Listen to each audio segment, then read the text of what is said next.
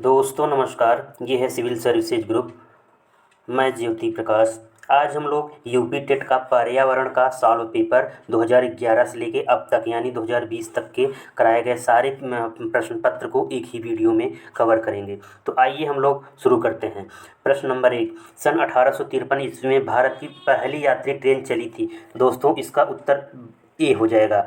भारत की पहली यात्री ट्रेन बम्बई से ठाणे के बीच 1853 ईस्वी में चलाई गई थी। अगला प्रश्न है, एशिया का सबसे बड़ा पशु मेला आयोजित होता है। दोस्तों एशिया का सबसे बड़ा पशु मेला सोनपुर में आयोजित होता है। अगला प्रश्न है, राष्ट्रीय एकता परिषद की स्थापना। तो दोस्तों राष्ट्रीय एकता परिषद की स्थापना 1961 ईस्वी में की गई थी। अगला प्रश्न है, समता के अधिकार का उल्लेख संविधान के किस अनुच्छेद में मिलता है।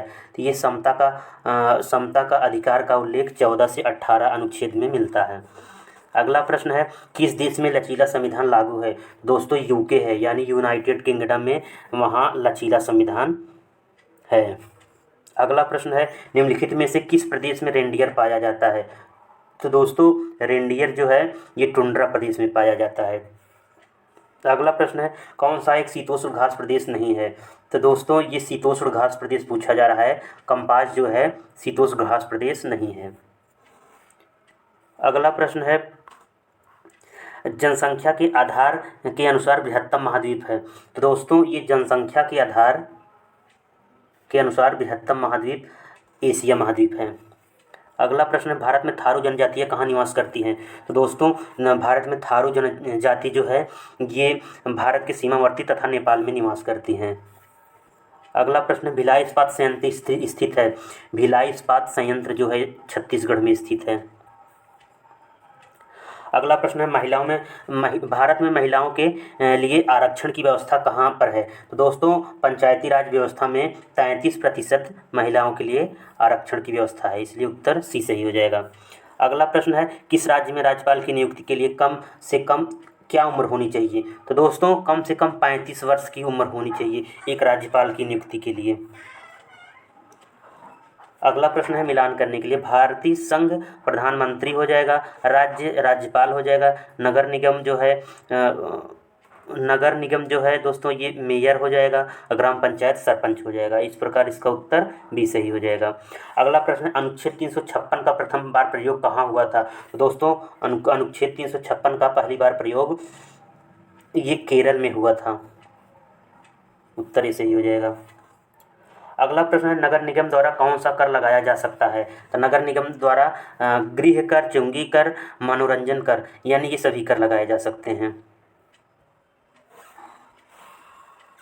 अगला प्रश्न है, संसार का सर्वाधिक समस्याकारी जलीय खरपतवार जिसे बंगाल का आतंक कहा जाता है। तो ये जलकुंभी यानी एकोर्निया क्रॉपिपस हो जाएगा इसका उत्तर। अगला प्रश्न है, वायरस के अजैविक होने का लक्षण है। तो दोस्तों ये वायरस के अजैविक होने का लक्षण ये क्रिस्टल रूप में परिवर्तित किया जा सकता है। अगला प्रश्न है, पादप हार्मोन जो फलों को पकाने में सहायता करता है। तो ये इथाइलिन हो जाएगा। अगला प्रश्न है, स्वतंत्र रूप से भूमि में रहने वाला अवायवीय जीवाणु जिसमें नाइट्रोजन या एंटो स्थिरीकरण की क्षमता होती है। दोस्तों ये क्लास्ट्रीडियम हो जाएगा इसका उत्तर। अगला प्रश्न है, किस प्रकार का डीएनए कोशिका में सामान्य रूप से पाया जाता है। तो ये बी टाइप के डीएनए जो हैं सामान्य रूप से उस कोशिकाओं में पाए जाते हैं। अगला प्रश्न है, निम्नलिखित में से कौन सा अचल जीव का उदाहरण है।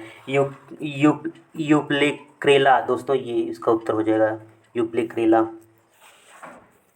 ये अचल जीव का उदाहरण है। अगला प्रश्न, निम्नलिखित में से कौन सा अधिक पादप कोशिका में अनुपस्थित होता है। तो दोस्तों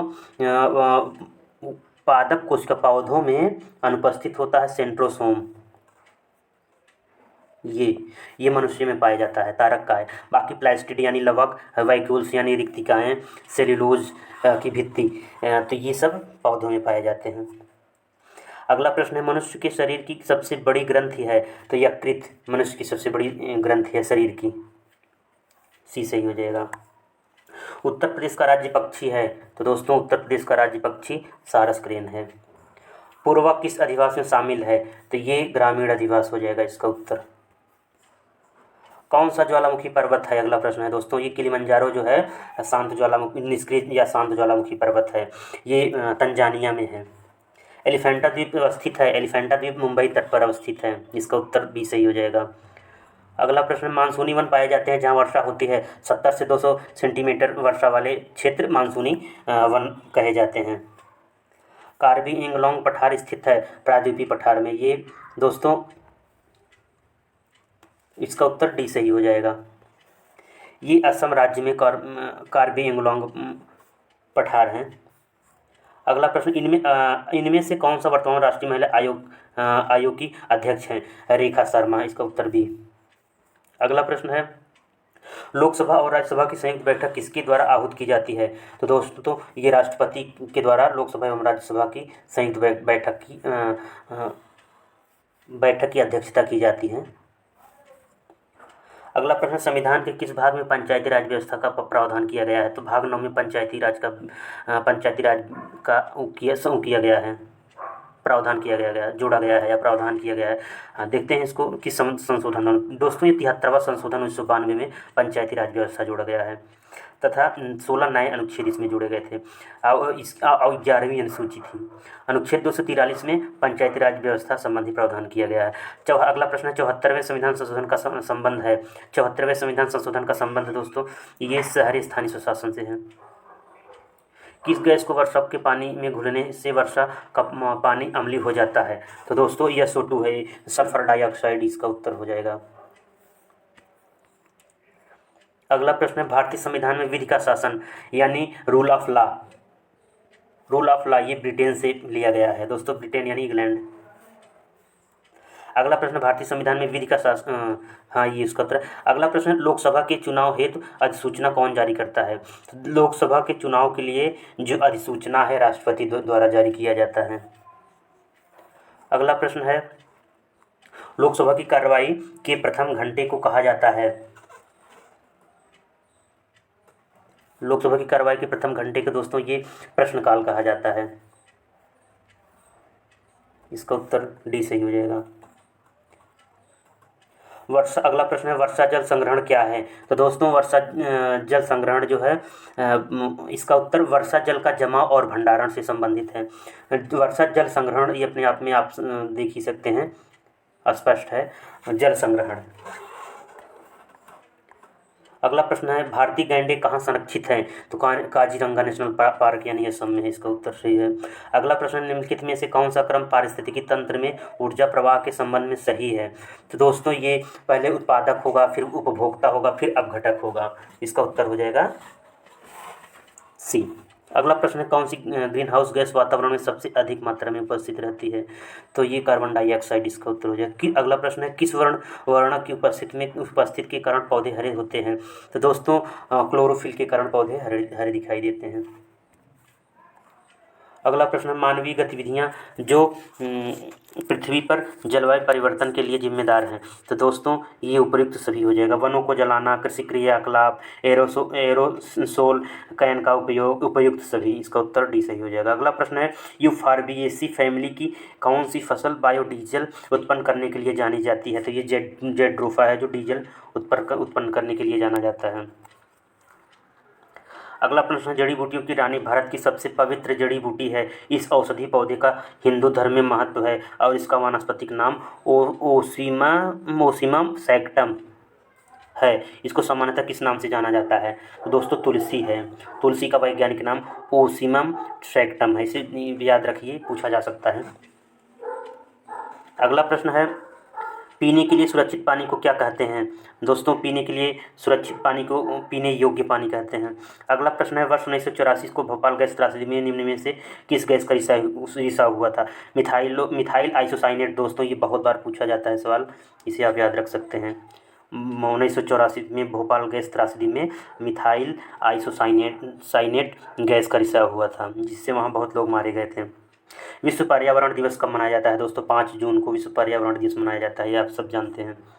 अगला प्रश्न है, MS स्वामीनाथन एक हैं? दोस्तों MS स्वामीनाथन एक कृषि वैज्ञानिक थे।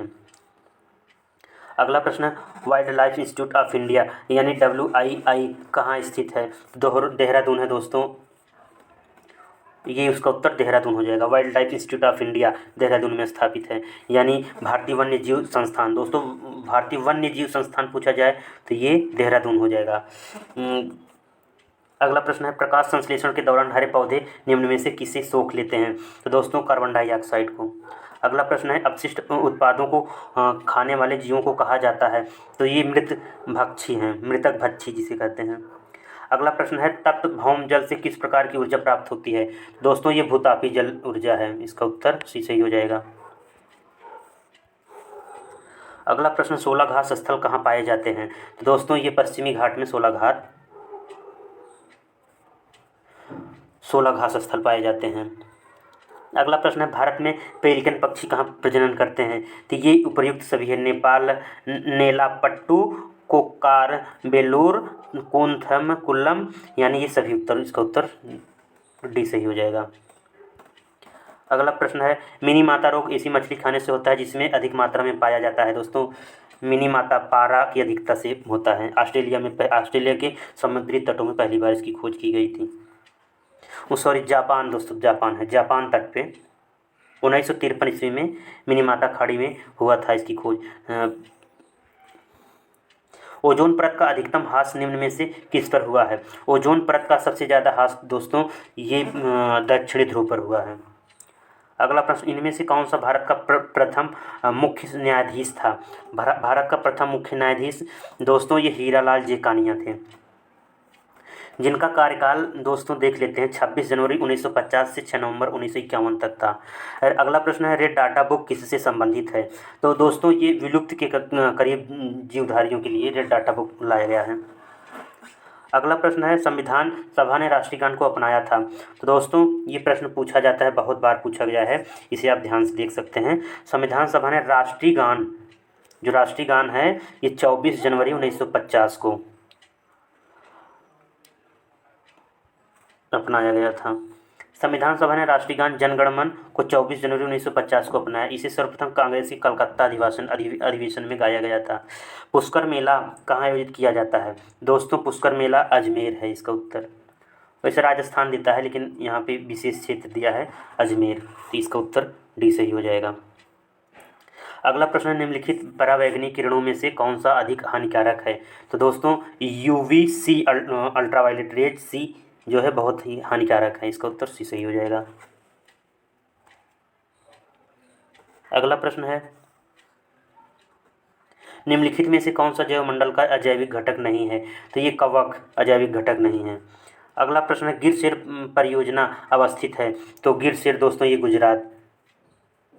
गुजरात राज्य में अवस्थित है।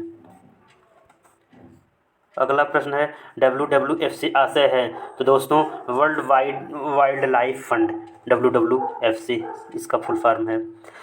वर्ल्ड वाइल्ड लाइफ की स्थापना 29 अप्रैल 1961 को हुई थी। इसका प्रतीक चिन्ह ज्वाइंट पांडा है, ये इंपॉर्टेंट है, इसे देख सकते हैं। गंगा नदी निकलती है? तो दोस्तों गंगा नदी गंगोत्री ग्लेशियर से निकलती है। अगला प्रश्न है, भारत में निम्नलिखित में से कौन सी एजेंसी मुख्य रूप से प्रदूषण के मापन से संबंधित है? तो दोस्तों ये केंद्रीय प्रदूषण नियंत्रण बोर्ड है। अगला प्रश्न है, कोटोपैक्सी एक जागृत ज्वालामुखी है जो अवस्थित है? तो दोस्तों एंडीज पर्वत पर कोटोपैक्सी अवस्थित है, ये सक्रिय ज्वालामुखी है। अगला प्रश्न है, तिब्बत की सांगपो नदी भारत में किस नाम से जानी जाती है? दोस्तों ये ब्रह्मपुत्र है। ब्रह्मपुत्र नदी जो है तिब्बत की सांगपो नदी है, इस नाम से जानी जाती है तिब्बत में। अगला प्रश्न है, घास भूमि क्षेत्र के पारितंत्र की खाद्य श्रृंखला में सबसे उच्च स्तर के उपभोक्ता होते हैं? तो दोस्तों ये जीवाणु जो होता है पारितंत्र की खाद्य श्रृंखला में सबसे उच्च स्तर के उपभोक्ता होते हैं। अगला प्रश्न, वायुमंडल का प्रमुख स्तर जो पृथ्वी तल के नज़दीक है? तो ये है क्षोभ मंडल। अगला प्रश्न है, संयुक्त राष्ट्र सुरक्षा परिषद में कितने अस्थायी सदस्य हैं? तो दोस्तों ये इंपॉर्टेंट प्रश्न है, इसे आप याद रख सकते हैं, इसे पूछा जा सकता है। तो ये 5 सदस्य हैं जो संयुक्त राष्ट्र सुरक्षा परिषद में ये सदस्य हैं। अब ये सदस्य हैं दोस्तों, कौन कौन सदस्य हैं, जो 5 हैं उनको देख लेते हैं। अमेरिका है, रूस है, ब्रिटेन है, फ्रांस है और चीन है। अगला प्रश्न है, सरिस्का राष्ट्रीय उद्यान अवस्थित है। तो सरिस्का दोस्तों आप राजस्थान देख सकते हैं, राजस्थान जो राजस्थान में है जो सरिस्का राष्ट्रीय उद्यान स्थित है। अगला प्रश्न, पारिस्थितिक तंत्र में ऊर्जा का मुख्य स्रोत है। ऊर्जा का मुख्य स्रोत जो है पारिस्थितिकी तंत्र पे में दोस्तों ये एक बार प्रश्न फिर से देखते हैं। पारिस्थितिकी तंत्र में ऊर्जा का मुख्य स्रोत दोस्तों वैसे सूर्य का प्रकाश है, इसमें गलत दिया है टीपी। अगला प्रश्न है, एक मार्क का संबंध है दोस्तों गुणवत्ता से संबंधित है, अच्छी गुणवत्ता के लिए एक मार्क दिए जाते हैं। अगला प्रश्न है, आर्सेनिक द्वारा जल प्रदूषण सर्वाधिक है। तो दोस्तों ये पश्चिम बंगाल में आर्सेनिक की मात्रा बहुत ज़्यादा वहाँ पे है, जिससे जल प्रदूषण काफ़ी हो गया है। अगला प्रश्न है, वन्यजीव सुरक्षा अधिनियम पारित किया गया था। दोस्तों 1972 ईस्वी में वन्यजीव सुरक्षा अधिनियम पारित किया गया था। अगला प्रश्न है, दूध से दही बनने की प्रक्रिया को कहते हैं। दूध से दही बनने की प्रक्रिया को फर्मेंटेशन कहते हैं, फर्मेंटेशन यानी किण्वन कहते हैं। अगला प्रश्न है, किस देश के संविधान से मौलिक कर्तव्यों को लिया गया है। तो दोस्तों यूएसएसआर से मूल कर्तव्य, दोस्तों भारत और यूएसएसआर यानी रूस के बीच में अच्छे संबंध है, इसलिए दोनों की ड्यूटी हो जाती है, इसलिए मूल कर्तव्य यूएसएसआर यानी रूस, आप इसका उत्तर मार सकते हैं। ध्रुव तारा कहा जाता है दोस्तों, ध्रुव तारा कहा जाता है उत्तरी तारे को। अगला प्रश्न है, भारत में प्रोजेक्ट टाइगर प्रारंभ किया गया था। तो ये 1973 ईस्वी में प्रोजेक्ट टाइगर शुरू किया गया था। इंपॉर्टेंट सवाल है, इसे आप देख सकते हैं। 1973 ईस्वी में प्रोजेक्ट टाइगर की शुरुआत की गई थी। अगला प्रश्न है, फूलों की घाटी बहुत बार पूछा गया है। फूलों की घाटी दोस्तों ये उत्तराखंड में है। अगला प्रश्न है, एक वयस्क मानव में कुल अस्थियों की संख्या। दोस्तों 205 या 6 हम लोग पढ़ते हैं, हमेशा पढ़ते आ रहे हैं, तो ये 206 अस्थियां होती है एक वयस्क मानव में। ग्रीन पीस इंटरनेशनल का मुख्यालय कहाँ है। एम्स्टर्डम में हो जाएगा दोस्तों, ये है नीदरलैंड के एम्स्टर्डम में, इसका उत्तर ये हो जाएगा। अगला प्रश्न, प्रकाश संश्लेषण के प्रकाशीय चरण के दौरान का ऑक्सीकरण एवं का अपचयन होता है। तो दोस्तों इस खाली स्थान को भरना है, तो ये इसका उत्तर हो जाएगा ए, NADP, यानी इसका प्रकाश संश्लेषण यह प्रक्रिया है जिसके द्वारा हरे पौधे सूर्य के प्रकाश की उपस्थिति में जल एवं कार्बन डाइऑक्साइड के संयोग से कार्बोहाइड्रेट का निर्माण करते हैं तथा इस प्रक्रिया में उत्पाद के रूप में ऑक्सीजन निर्मुक्त होती है। अगला प्रश्न है, LPG के संदर्भ में क्या सत्य नहीं है। दोस्तों LPG के संदर्भ में गलत प्रश्न पूछा गया है, इसको देखते हैं। LPG के संदर्भ में जो गलत प्रश्न है ये है, यह मीथेन उत्सर्जन करने वाला है, यही गलत है। बाकी LPG के संदर्भ में यह एक स्वच्छ ईंधन है, सही है। यह उच्च ऊष्मीय मान का है, यह सही है। नीले ज्वाला में जलने वाला है, यह भी सही है उत्तर। अगला प्रश्न है, प्रजातियों की उत्पत्ति एक रचना है। दोस्तों ये चार्ल्स डार्विन की रचना है। अगला प्रश्न है, मकर रेखा है। तो मकर रेखा 23.5 डिग्री, देखो 23 से 1/2 साउथ है। दोस्तों इसे आप कर सकते हैं, बहुत बार पूछा गया सवाल है, इसका उत्तर सी सही हो जाएगा। अगला प्रश्न, अंतर्राष्ट्रीय न्यायालय का मुख्यालय इस अवस्थित है। तो अंतर्राष्ट्रीय न्यायालय का मुख्यालय जो है हेग में है दोस्तों, इसे आप देख सकते हैं, ये है इसका उत्तर। अगला प्रश्न है, शिक्षक की सबसे बहुमूल्य निधि है उसकी। दोस्तों इसका उत्तर ये छात्रों का विश्वास, इसका उत्तर हो जाएगा। अगला प्रश्न है, परिकल्पना को बार बार परीक्षण करने से गलत नहीं पाया जाता, तो वह है एक। दोस्तों ये सिद्धांत यानी परिकल्पना को बार बार परीक्षण करने से एक सिद्धांत बनाया जाता है, इसका उत्तर इस तरह ये सही हो जाएगा। अगला प्रश्न है, निम्नलिखित में से सबसे उपर्युक्त शिक्षण विधि है। तो दोस्तों सबसे उपर्युक्त शिक्षण विधि जो है ये विचार संगोष्ठी एवं कार्य योजना है।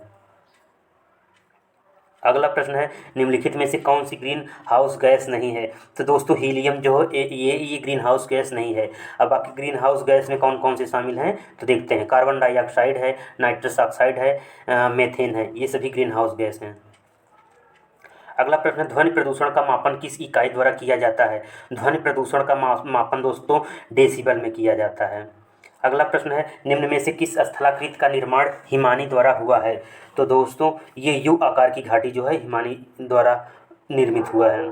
अगला प्रश्न, निम्नलिखित नदियों में से कौन सी नदी बंगाल की खाड़ी में गिरती है? तो ये सुवर्ण रेखा नदी है, बंगाल की खाड़ी में गिरती है।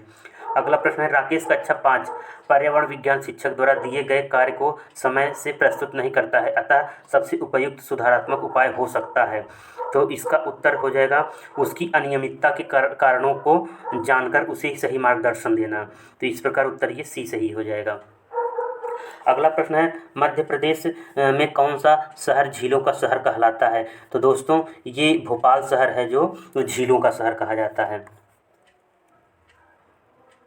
अगला प्रश्न, निम्न में से कौन सा सागर यूरोप को अफ्रीका से अलग करता है? तो दोस्तों भूमध्य सागर है जो यूरोप से अफ्रीका को अलग करता है। अगला प्रश्न है, राष्ट्रीय ओजोन दिवस। तो दोस्तों ये 16 सितंबर को राष्ट्रीय ओजोन दिवस मनाया जाता है। इसे आप लोग अच्छे से तैयार कर लीजिए, ये बार बार पूछा जाता है प्रश्न। अगला प्रश्न, किसी खाद्य श्रृंखला में शाकाहारी होते हैं? शाकाहारी जो होते हैं प्राथमिक उत्पादक होते हैं दोस्तों, ये सही हो जाएगा इसका उत्तर। अगला प्रश्न है, पारिस्थितिकी तंत्र के तत्वों के चक्रण को क्या कहा जाता है? तो ये जैव भू रासायनिक चक्र है। पारिस्थितिकी तंत्र के चक्रण को भू रासायनिक चक्र कहा जाता है। अगला प्रश्न, निम्नलिखित ईंधनों में से कौन सा न्यूनतम पर्यावरणीय प्रदूषण उत्पन्न करता है? सबसे कम पर्यावरणीय प्रदूषण दोस्तों ये हाइड्रोजन है। ये बहुत बार सवाल पूछे गए हैं, बार बार रिपीट होते हैं, इसे आप देख सकते हैं। अगला प्रश्न है, संकटग्रस्त जंतु दैत्याकार पांडा पाया जाता है। तो ये चीन में है। दैत्याकार पांडा जो है चीन में पाया जाता है, जो इसको संकटग्रस्त स्थिति में रखा गया है, विलुप्त के कगार पे है। अगला प्रश्न है, निम्नलिखित में से गैस के कारण भोपाल गैस में त्रासदी हुई थी? देखिए बार बार ये पूछा गया है, मिथाइल आइसोसाइनेट। इसका उत्तर डी सही हो जाएगा। किस देश में क्रिसमस का त्यौहार गर्मियों में मनाया जाता है? दोस्तों ऑस्ट्रेलिया में क्रिसमस गर्मियों में मनाया जाता है। अगला प्रश्न है, गिर वन जीव अभयारण्य निम्न में से किस वन्य जीव का संरक्षण करता है? दोस्तों गिर जो है शेरों का संरक्षण करता है। अगला प्रश्न है, ग्रीन मफलर संबंधित है? तो दोस्तों ये ध्वनि प्रदूषण से संबंधित है। ये इसका उत्तर सी सही हो जाएगा। अगला प्रश्न है, भूपारिस्थितिकी तंत्र में ऊर्जा का महत्वपूर्ण स्रोत है? तो दोस्तों भूपारिस्थितिकी तंत्र में ऊर्जा का महत्वपूर्ण स्रोत सूर्य है, बहुत बार पूछे जाते हैं। अगला प्रश्न है, टाइटन किस ग्रह का प्राकृतिक उपग्रह है? तो टाइटन शनि ग्रह का उपग्रह है। निम्नलिखित में से कौन सी बायोडीजल की फसल है? तो जेट्रोफा जो है दोस्तों, बार बार पूछा गया सवाल है। पर्यावरण संरक्षण अधिनियम किस वर्ष पारित हुआ? ये भी कई बार देखिए लगातार पूछा जा रहा है। ये पर्यावरण संरक्षण अधिनियम ये दोस्तों 1986 में। अब वन्य जीव संरक्षण अधिनियम पूछा जाए तो 1972 दोस्तों। अगला प्रश्न है, भूमंडलीय तापन का कारण है? भूमंडलीय तापन का कारण जो है दोस्तों ये कार्बन डाइऑक्साइड में वृद्धि के कारण है। अगला प्रश्न, निम्नलिखित में से किससे सर्वाधिक जैव विविधता पाई जाती है? तो दोस्तों ये सर्वाधिक जैव विविधता जो है उष्णकटिबंधीय सदाबहार वर्षा वन पाए जाते हैं जहाँ। अगला प्रश्न, निम्नलिखित में से किस मृदा का निर्माण लावा द्वारा होता है? तो दोस्तों ये काली मिट्टी का जो निर्माण है लावा द्वारा होता है। अगला प्रश्न है, वायुमंडल की कौन सी परत प्रकाश की परावैंगनिक किरणों की पृथ्वी की सतह पर आने से रोकती है? तो दोस्तों इसका उत्तर समताप मंडल हो जाएगा। समताप मंडल जो है वो परावैंगनिक किरणों की पृथ्वी की सतह पर आने से रोकती है। अगला प्रश्न है, गंगा एक्शन प्लान को लाने का उद्देश्य निम्नलिखित में से किस सुधार हेतु है? तो दोस्तों ये जल की गुणवत्ता की सुधार के लिए गंगा एक्शन प्लान लाया गया है। ये आ सकता है, इस समय चर्चा में बहुत है। अगला प्रश्न, निम्नलिखित में से कौन सा वृक्ष जैविक कीटनाशक का उत्पादक है? तो नीम जो है जैविक कीटनाशक का उत्पादक है। अगला प्रश्न है, प्लेग है दोस्तों, प्लेग क्या है? ये प्लेग कौन सा रोग है? तो दोस्तों ये प्लेग है, ये जीवाणु जनित रोग है। प्लेग एक जीवाणु जनित बीमारी है या एक संक्रामक रोग है जो पास्चुरेला पेस्टिस नामक जीवाणु के कारण फैलता है। इससे मानव का फेफड़ा प्रभावित होता है। चूहा प्लेग रोग का वाहक होता है। अगला प्रश्न है गैसीय अपशिष्ट है। गैसीय अपशिष्ट दोस्तों लकड़ी कोयला से जलने वाला धुआं है, ये गैसीय अपशिष्ट है। अगला प्रश्न है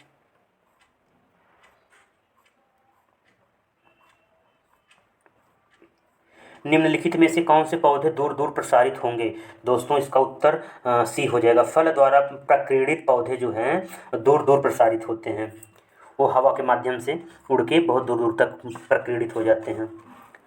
अगला प्रश्न है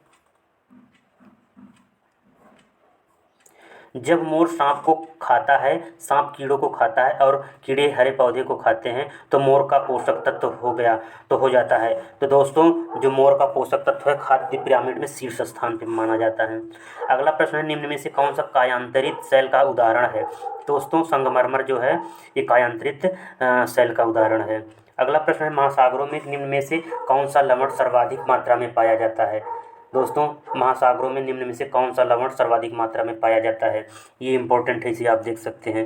तो ये है सोडियम क्लोराइड। सोडियम क्लोराइड जो है महासागर में सर्वाधिक मात्रा में पाया जाता है। अगला प्रश्न राज्य सभा में होने वाली सभाओं की अध्यक्षता कौन करता है। दोस्तों उपराष्ट्रपति जो है राज्यसभा का सभापति कहलाता है। ये इसकी अध्यक्षता राज्यसभा की यही करता है। इसका उत्तर ये सही हो जाएगा। निम्नलिखित में से किस मिट्टी का विस्तार भारत के सर्वाधिक क्षेत्र पर है। तो दोस्तों भारत में सर्वाधिक क्षेत्र में जलोढ़ मिट्टी पाई जाती है। अगला प्रश्न है जो शाकाहारी जंतु भोजन के लिए हरे पेड़ पौधे पर निर्भर रहते हैं तो वो प्रथम चरण के उपभोक्ता कहे जाते हैं। अगला प्रश्न है पर्यावरण शिक्षा में समस्या समाधान विधि का गुण है। तो दोस्तों लक्ष्य केंद्रित विधि, सृजनात्मक विधि, चयनात्मक विधि यानी उपयुक्त सभी। पर्यावरण शिक्षा में समस्यात्मक समाधान विधि का गुण ये सभी हैं। अगला प्रश्न प्रेक्षण विधि की सीमाएं हैं। दोस्तों प्रेक्षण विधि की सीमाएं जो हैं ये इस विधि में प्रेक्षण सूक्ष्मता से न करने पर प्राप्त परिणाम है। अगला प्रश्न है इकोसिस्टम की सही परिभाषा क्या है। तो दोस्तों जीव समुदाय और उसके वातावरण का संतुलन तंत्र ही इकोसिस्टम का सही परिभाषा है। अगला प्रश्न है मानव विकास के क्रम में दो पैरों पर चलने का सबसे बड़ा लाभ है। तो दोस्तों हाथ स्वतंत्र रूप से मस्तिष्क की आज्ञा अनुसार कार्य करता है, इसका लाभ ये है। अगला प्रश्न भूकंप की तीव्रता नापने के यंत्र को क्या कहा जाता है। तो सीस्मोग्राफ से भूकंप की तीव्रता नापी जाती है। बाकी दोस्तों अगला प्रश्न देखते हैं सूर्य के निकटतम ग्रह कौन सा है। तो दोस्तों सूर्य के निकटतम ग्रह बुध है, ये आप सब जानते हैं। ये सब टेट वगैरह में इम्पोर्टेंट और अच्छे प्रश्न हैं, हमेशा पूछे जाते हैं। गिर राष्ट्रीय पार्क किस राज्य में स्थित है। दोस्तों गुजरात राज्य में गिर राष्ट्रीय पार्क स्थित है। अगला प्रश्न है निरीक्षण विधि की विशेषता नहीं है। तो दोस्तों निरीक्षण विधि की विशेषता यह एक बाल केंद्रित विधि है जिसमें शिक्षक एक प्रशासक के रूप में होता है, इसका उत्तर ये गलत हो जाएगा। बाकी निरीक्षण विधि में ये सभी सही हैं। एक मनोवैज्ञानिक विधि है, यह प्रत्यक्ष अनुभवों पर आधारित है, यह विधि विभिन्न सर्वेक्षणों द्वारा अपनाई जाती है। अगला प्रश्न है निम्नलिखित वाहनीय ईंधनों में से किसको आजकल पर्यावरण स्नेही माना जाता है। तो दोस्तों ये संपीड़ित प्राकृतिक गैस जो है इसे आजकल पर्यावरण स्नेही माना जा रहा है, स्वच्छ ईंधन जिसे कह सकते हैं। अगला प्रश्न है किसी पारितंत्र में तत्वों का चक्रण कहलाता है। तो जैव भू रासायनिक चक्र जो है किसी पारितंत्र में तत्वों का चक्रण कहलाता है। चिपको आंदोलन के प्रणेता हैं। तो दोस्तों सुंदर लाल बहुगुणा जो हैं चिपको आंदोलन के जनक माने जाते हैं। अगला प्रश्न है इंसुलिन के प्रणेता है, ये इंपॉर्टेंट है प्रश्न, इसे आप देख सकते हैं। इंसुलिन के प्रणेता कौन है दोस्तों। इंसुलिन के प्रणेता जो हैं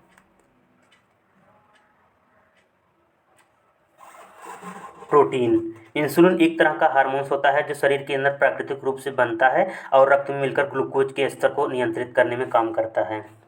अगला प्रश्न है पौधों में अर्धसूत्री विभाजन होता है। तो ये परागण या परागकोश के माध्यम से।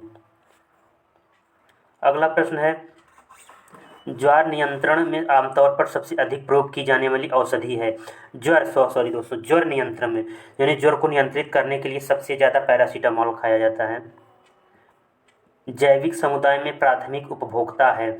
जैविक समुदाय में शाकाहारी जो प्राथमिक उपभोक्ता है। अगला प्रश्न है, दही निर्माण हेतु कौन सूक्ष्मजीवी उत्तरदायी है? तो दही निर्माण के लिए दोस्तों लैक्टोबैसिलस है। अगला प्रश्न है, मानव रुधिर वर्ग की खोज सर्वप्रथम किस वैज्ञानिक ने की थी? तो मानव रुधिर की खोज दोस्तों लैंडस्टीनर ने किया था। मानव रुधिर वर्ग की खोज ऑस्ट्रिया के चिकित्सक कार्ल लैंडस्टीनर ने वर्ष 1901 ईस्वी में किया था। इन्होंने रुधिर वर्ग को 4 वर्गों में विभाजित किया था, ए बी तथा ओ वर्ग। अगला प्रश्न है, प्याज आलू अदरक है दोस्तों, यह एक तना है, प्याज आलू और अदरक। अगला प्रश्न है, एक कोश की सूक्ष्म जीव है, एक कोश की सूक्ष्म जीव जो है पैरामीशियम है। अगला प्रश्न है, निम्न में से कौन सा पादप उत्पाद साबुन का विस्थापन है? तो दोस्तों ये रीठा जो है पादप का उत्पादन होता है जो साबुन का